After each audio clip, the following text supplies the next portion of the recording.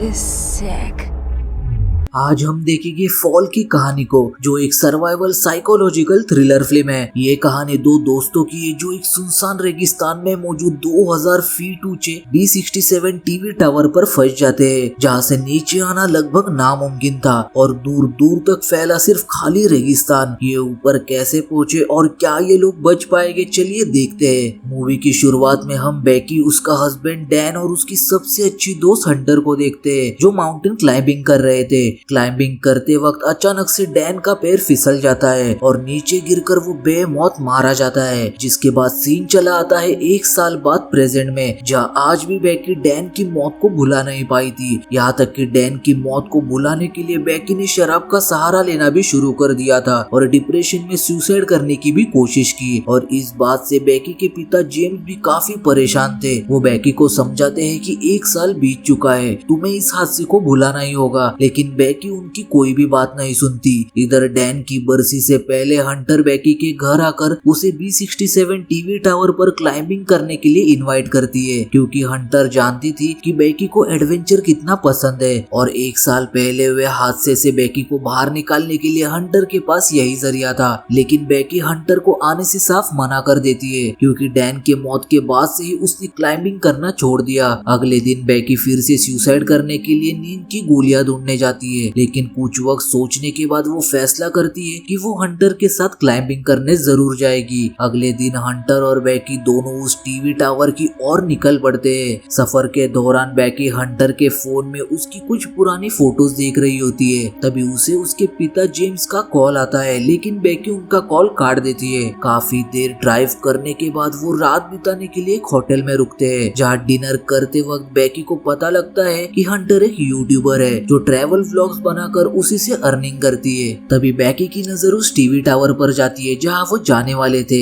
Hunter Beki को बताती है कि ये यूनाइटेड स्टेट का चौथा सबसे ऊंचा टावर है। अगली सुबह दोनों अपना सफर शुरू करते हैं और हंटर उसी वक्त से व्लॉगिंग करना भी शुरू कर देती है, जो अपने व्यूअर्स को बताती है कि आज वो अपने बेस्ट फ्रेंड के साथ यूनाइटेड स्टेट के चौथे सबसे ऊंचे टीवी टावर पर क्लाइंबिंग करने जा रही है। जिसके बाद वो दोनों उस टीवी टावर के गेट तक पहुंच जाते हैं, लेकिन उस गेट पर डेंजर के बोर्ड के साथ एक ताला लगा हुआ था, इसलिए वो दोनों गाड़ी को वही छोड़कर पैदल ही आगे बढ़ने लगते हैं। रास्ते में उन्हें कुछ गिद्ध दिखाई देते हैं जो एक मरे हुए जानवर का मांस खा रहे थे। हंटर उस नजारे को भी अपने व्लॉग में ले लेती है। कुछ देर चलने पर ही वो दोनों अब उस टीवी टावर तक पहुंच जाती है और हंटर अपना व्लॉग वही बंद कर देती है। टावर की ऊंचाई देखकर ही बेकी डर जाती है, क्योंकि काफी वक्त से उसने क्लाइंबिंग नहीं की थी और उसे लग रहा था कि वो इतने ऊपर क्लाइंब नहीं कर पाएगी। लेकिन हंटर उसे हौसला देते हुए उसकी हिम्मत बढ़ाती है और कहती है कि हम डैन की अस्थियां ऊपर से जाकर टावर से विसर्जित कर देंगे। जिसके बाद हंटर बेकी के साथ सेफ्टी रोप को बांधकर दोनों उस टावर पर चढ़ना शुरू कर देते हैं। और ये टावर काफी पुराना हो चुका था, जिसके लोहे ने भी अब जंग पकड़ लिया था, लेकिन ये दोनों अपनी चढ़ाई जारी रखते हैं। ऊपर बढ़ते वक्त अचानक से बेकी के हाथ से सीढ़ी का एक पुराना हिस्सा टूटकर नीचे गिर जाता है, जिसे देख बेकी काफी डर जाती है, लेकिन हिम्मत करके वो ऊपर चढ़ना जारी रखती है। और इसी तरह अब उन दोनों ने लगभग 1000 फीट की दूरी तय कर ली थी और ऊपर से पूरा का पूरा शहर काफी छोटा लग रहा था। इधर ये दोनों वहीं रुककर कुछ देर आराम करते हैं और फिर से ऊपर चढ़ना शुरू कर देते हैं। और ऐसे ही चढ़ते चढ़ते वो लोग 1800 फीट ऊपर आ गए थे और अब इन्हें अपनी मंजिल तक पहुंचने के लिए सिर्फ 200 फीट ही चढ़ना था। लेकिन इतना ऊपर आकर हवा का दबाव भी काफी बढ़ चुका था। बेकी हंटर से कहती है कि हमें फिर से नीचे जाना होगा, लेकिन हंटर बेकी को बताती है कि सिर्फ 200 फीट ही बचे हैं, हम कर सकते हैं। और बिना ज्यादा कुछ बोले वो दोनों फिर से ऊपर चढ़ना शुरू करते हैं। और जैसे जैसे वो और ऊपर जा रहे थे, रास्ता और खराब होता जा रहा था और हवा का दबाव भी काफी ज्यादा बढ़ चुका था। लेकिन हंटर उस रास्ते को आसानी से पार करके ऊपर आ जाती है और बेकी की भी ऊपर आने में मदद करती है। लेकिन अब भी उन्हें और ऊपर जाना था और धीरे धीरे सीढ़ी के नट बोल्ट्स भी निकल कर गिर रहे थे, लेकिन इस बात से अनजान वो दोनों भी ऊपर चढ़ना जारी रखते हैं और आखिरकार वो दोनों उस टावर के टॉप पर पहुंच जाते हैं। ऊपर आकर हंटर फिर से व्लॉग बनाना शुरू करती है और ड्रोन की मदद से कुछ बेहतरीन शॉट्स लेती है। हंटर अपने व्यूअर्स को कुछ अलग कंटेंट देने के लिए ड्रोन का रिमोट बैकी को थमाकर खुद उस टावर से लटक जाती है। उस शॉट्स लेने के बाद वो फिर से ऊपर आती है और इस बार वो बैकी को भी सेम यही चीज करने के लिए कहती है, लेकिन बैकी इसके लिए बिल्कुल भी तैयार नहीं थी। हंटर उससे कहती है कि तुम्हारे अंदर से डर निकालने का ये सबसे अच्छा मौका है, तो तुम इसे गंवाना मत। जिसके बाद बैकी हंटर का हाथ पकड़कर टावर से लटक जाती है, जिसकी पिक्चर हंटर अपने फोन में कैप्चर कर लेती है। इसके बाद बैकी ऊपर आ जाती है और डैन की अस्थियों को टावर से विसर्जित कर देती है। इस वक्त बैकी और हंटर दोनों भी काफी इमोशनल हो चुकी थी और अब वो फैसला करते हैं कि वो अब वापस नीचे जाएंगे। इसलिए बैकी अपनी सेफ्टी रोप को खुद से कनेक्ट करके नीचे उतरना शुरू करती है, लेकिन जैसे ही वो नीचे उतरने अपना पहला कदम बढ़ाती है, नीचे की सीढ़ी टूट जाती है, लेकिन सेफ्टी रोप की वजह से बैकी हवा में ही लटक जाती है। हंटर अपनी पूरी जान लगाकर बैकी को फिर से ऊपर खींच लेती है, लेकिन हाल ही में ही डर उन पर काफी हावी होने लगा था, इसलिए वो हंसने लगते हैं। दोनों अपने फोन्स चेक करते हैं, लेकिन फोन में कोई नेटवर्क भी नहीं था और उनका बैकपैक भी नीचे डिस्क पर गिरा हुआ था, जिसमें उनके खाने पीने का सामान था। तभी उन्हें वहाँ एक इमरजेंसी बॉक्स दिखाई देता है, जिसमें उन्हें एक फ्लेयर गन और एक दूरबीन मिलती है,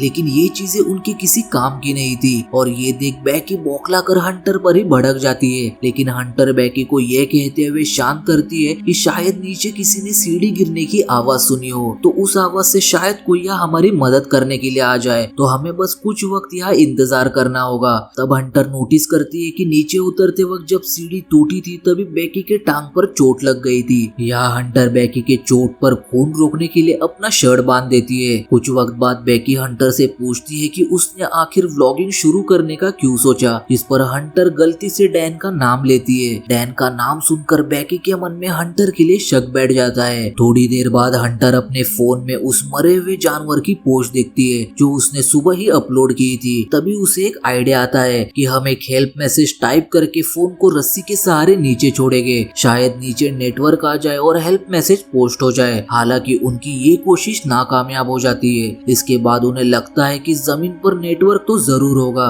इसलिए हंटर उस फोन को अपने जूते में डालकर मोजो की मदद से जूते को चारों ओर से सील कर देती है और उस जूते को नीचे फेंक देती है। यही अचानक से बैकी का ध्यान हंटर के पैर पर जाता है, जिस पर 143 का टैटू बना हुआ था, जिसे देख बैकी को याद आता है कि डैन उसे आई लव यू कहने के लिए 143 का इस्तेमाल करता था। लेकिन बैकी इस चीज को भी नजरअंदाज कर देती है और टावर से नीचे उतरने के लिए तरकीब सोचने लगती है। थोड़ी देर बाद वो लोग दूरबीन से देखते हैं कि टावर के पास नीचे एक आदमी अपने कुत्ते के साथ है, इसलिए वो दोनों मदद के लिए चिल्लाने लगती है, पर इतनी ऊंचाई होने के कारण उस आदमी तक उनकी आवाज पहुंच नहीं पाती और जो फोन हंटर ने नीचे फेंका था वो भी पूरी तरह टूट चुका था। वो आदमी अपने कुत्ते के साथ वहां से जाने लगता है, इसलिए उसका ध्यान खींचने के लिए बैकी अपने दोनों जूते नीचे फेंक देती है, लेकिन उस आदमी का उन जूतों पर ध्यान नहीं जाता क्योंकि वो आदमी फोन पर किसी से बात कर रहा था, यानी नीचे आने के लिए इनका ये मौका चला गया था। ऊपर उस आदमी को रोकने के लिए बैकी फ्लेयर गन को इस्तेमाल करने का डिसाइड करती है, लेकिन हंटर उसे फ्लेयर गन चलाने से मना करती है, यह कहकर कि अभी दिन का समय है, इस वक्त किसी को भी सिग्नल नहीं दिखेगा। इसी दौरान वो दोनों एक फूड ट्रक में दो और लोगों को देखते हैं जो वहाँ पार्टी करने के लिए आए थे। उन्हें देख वो दोनों डिसाइड करते हैं कि अंधेरा होने के बाद वो इस फ्लेयर गन को चलाएंगे ताकि वो लोग उन्हें नीचे से देख सके। कुछ वक्त बाद जैसे ही रात होती है बैकी उस फ्लेयर गन का इस्तेमाल करती है, जिससे वो दोनों आदमी उन्हें देख लेते हैं। बैकी और हंटर जोर जोर से हाथ हिलाकर उनसे मदद मांग रहे थे।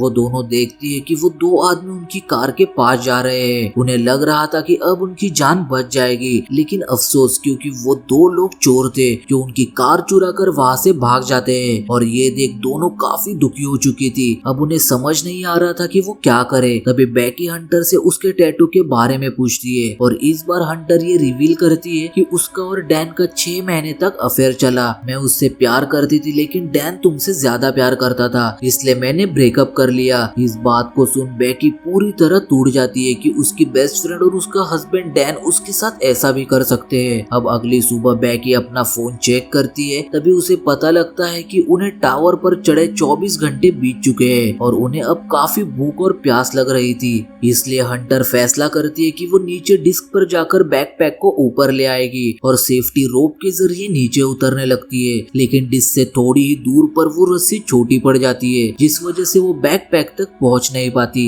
अब उसके पास और कोई भी चारा नहीं था, इसलिए हंटर अपनी सेफ्टी रोप को खोलकर डिस्क पर कूद जाती है और थोड़ा सा पानी पीने के बाद उस बैकपैक को अपनी सेल्फी स्टिक की मदद से रस्सी पर लटका देती है और खुद भी उस रस्सी के साथ लटक जाती है। बेकी अपनी पूरी ताकत लगाकर हंटर को ऊपर खींचने की कोशिश करती है। हंटर ऊपर पहुंचने ही वाली थी कि उसके हाथ से रस्सी फिसल जाती है और वो काफी तेजी से नीचे गिरने लगती है। ये देख बेकी की धड़कन अचानक से काफी तेज हो जाती है, क्योंकि अपने हस्बैंड को खोने के बाद वो अपने बेस्ट फ्रेंड को नहीं खोना चाहती थी। डरी हुई बेकी जैसे ही नीचे देखती है, हंटर उसे रस्सी पर लटकी हुई दिखाई देती है, जिसके हाथों पर रस्सी पकड़ने के कारण काफी चोट लगी हुई थी। इस बार बेकी अपनी पूरी ताकत लगाकर हंटर को ऊपर खींचने में कामयाब हो जाती है। थोड़ी देर बाद बेकी एक हेल्प नोट लिखकर ड्रोन में फंसाती है और उस ड्रोन को पास ही के होटल तक पहुंचाने की कोशिश करती है, लेकिन ड्रोन में बैटरी कम होने की वजह से उन्हें ड्रोन को वापस लाना पड़ता है। यहाँ फिर से दोनों टावर पर हेल्पलेस थी। रात को सोने के बाद बेकी को एक बुरा सपना आता है कि हंटर की टावर पर ही मौत हो चुकी है और गिद्ध उन्हें नोच नोच कर खा रहे हैं। और जैसे ही बेकी की आंख खुलती है, वो देखती है कि ये बस एक बुरा सपना था।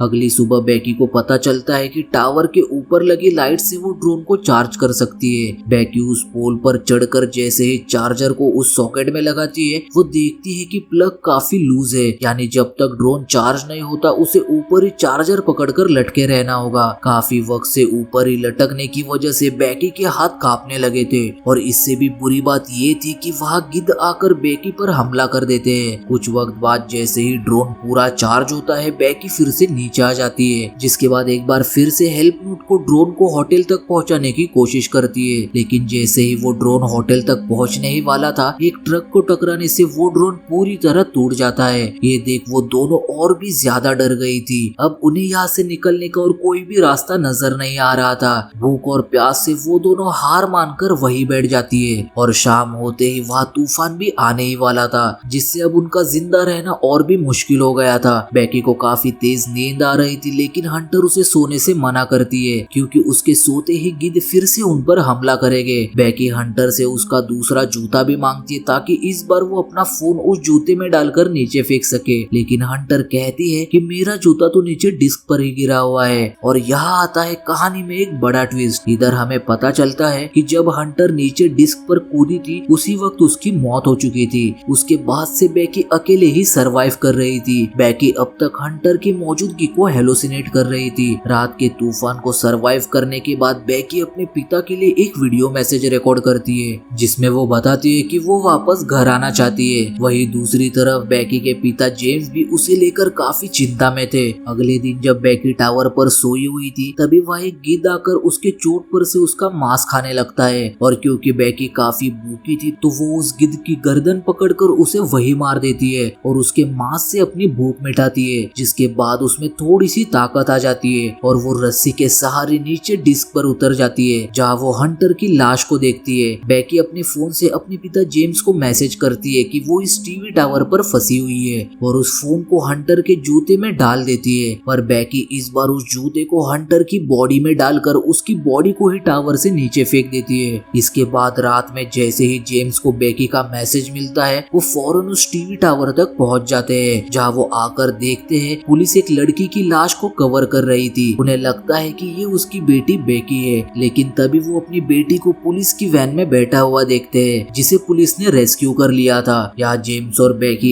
एक दूसरे को गले लगाते हैं, जिसके साथ ये बेहतरीन मूवी यही खत्म हो जाती है।